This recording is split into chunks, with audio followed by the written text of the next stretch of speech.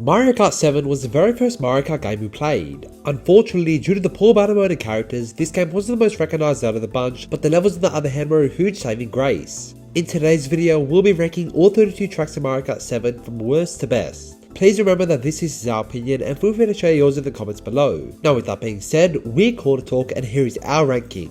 Kicking it off with number 32, we have Luigi's Raceway. This track isn't really a standout as it's just one big loop. This version of the track features a tunnel, but unfortunately that's still not enough to get it past the bottom spot. Next up with number 31, we have Toad Circuit. Besides being the first track of the game, this is a track that, alongside Luigi's Raceway, doesn't really stand out. This track features a giant toad near the track and a gliding ramp that appears in the last lap.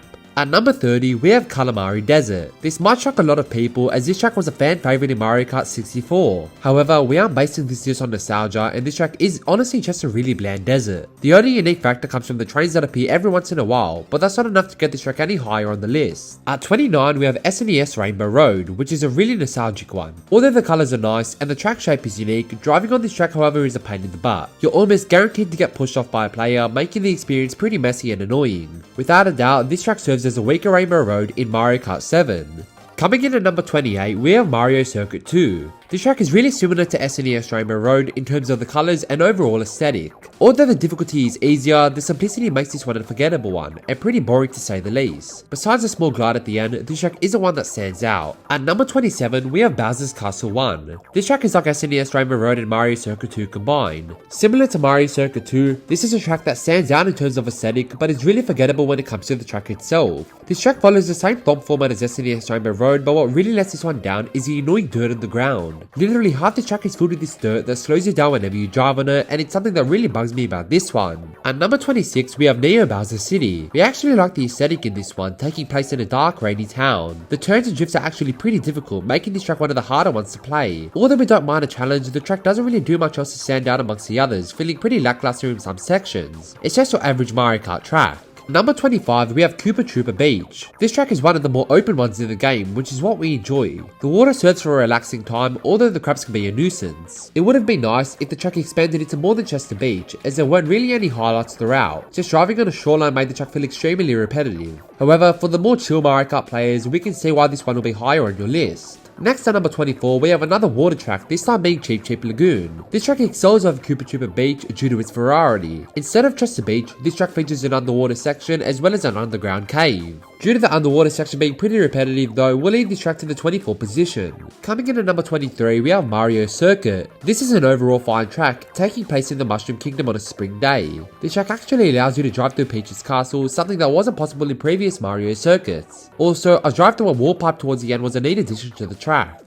Coming in at number 22, we have Daisy Hills. Besides the stupid shape in this track, we found this track to be a good overall. We especially enjoyed the huge glide in the middle, flying over the hot air balloons. Also, there's something about that drive through the town that's generally relaxing for us. Next at 21, we have Dino Dino Jungle. Although being a retro track, this is a unique weird level we weren't expecting to make a return. Not complaining though, as this track is actually not too bad. Taking place in a jungle, the dinosaurs serve as surprisingly good obstacles, stomping their feet on the ground. We also enjoyed the sprouting water throughout the level. Coming in at number 20, we have Shy Guy Bazaar. Following the course name, this level certainly is bizarre. This track takes place in a Shy Guy market with many pots serving as obstacles. There were quite a few big jumps in this track towards the second half, serving as a standout level in the Mushroom Cup. At number 19, we have DK Jungle. We've always been a fan of this track as well as its unique obstacles. This track takes place in a jungle, transitioning into a banana temple, followed by a quick underwater section. On a side note, we found these dancing pots pretty funny, as well as those wind-blowing guys towards the end. Coming in at number 18, we have the slightly superior DK track being DK Pass. Although being pretty bland throughout most of the track, the beautiful snowy aesthetic makes up for it. The climb to the top was really relaxing, well, besides being bombarded by snowballs trying to push us off a mountain. The glide at the end was worth the climb to the top. Next at 17, we have Melody Motorway. Although not being a top 5 track like many people might agree on, this course is still really good and very unique indeed. Driving on pianos, gliding over notes, and bouncing on drums are just a few of the things you'll experience in this music park. And who can forget the music? With the track being solely dedicated to music, of course the music is going to be top tier. Coming in at number 16, we have Koopa Cape. Again, although being a retro track, this is a course we're glad to see make a return. It doesn't feature the spinning lightning bars like in the Wii version, but the course is just as fun, still featuring the downward stream, the underwater pipe, and the dangerous waterfall towards the end. Coming in at number 15, we have Rosalina's Ice World. We found this track to be pretty forgettable, but looking back on it makes us realize how much you've slept on it. This track is one of the only snow levels in the game, and throughout it, your main focus will be not falling into the holes of the abyss. You also drive over a frozen lake with cracks on your path, as well as avoiding icicles. For some reason, this track reminds us of the Polar Express, truly one of the greatest animated Christmas movies. Next at number 14, we have Woohoo Loop. Although being the weaker Woohoo course in the game, it still stands out strong on its own. Located in a relaxing harbour town, you drive to the iconic Woohoo Bridge through a tunnel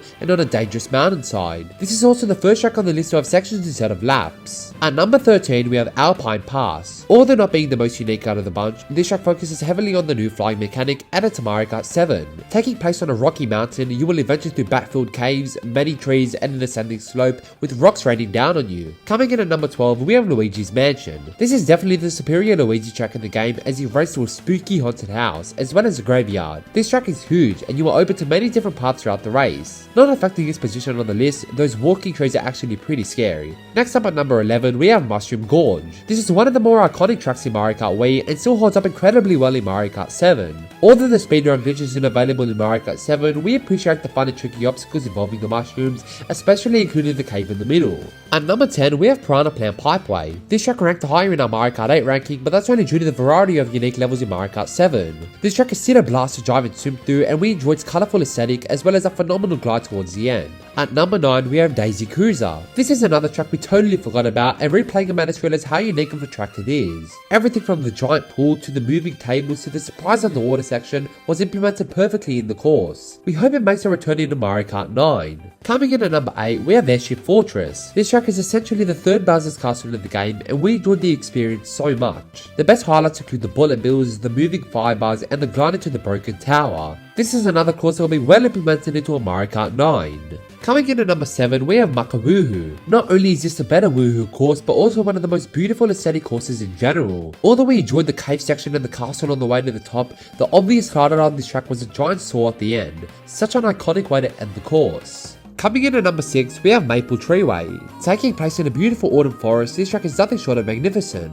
Everything from the opening saw in the sky to driving through Wiggler's home was placed together so well in the track, and the Wiggler served as a worthy obstacle throughout. We also really liked the music. Next at number 5, we have Coconut Mall. This is definitely the most meme course in Mario Kart 7, however the memes don't affect its ranking on the list. Everything from the escalators to the open shopping area proves that this track truly is a standout, even though stupid parking means added difficulty to the track.